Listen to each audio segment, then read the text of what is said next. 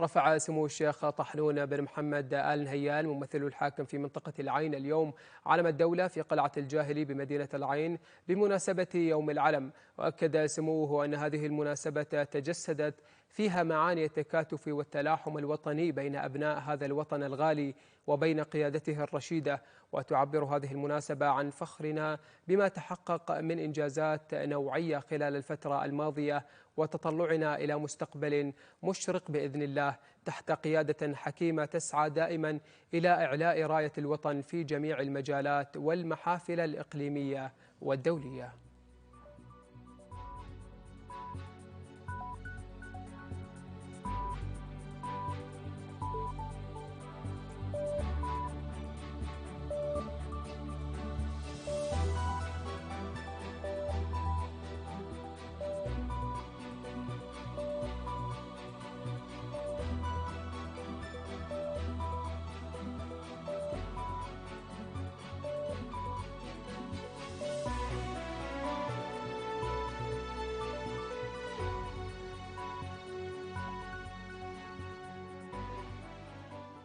شارك المجلس الوطني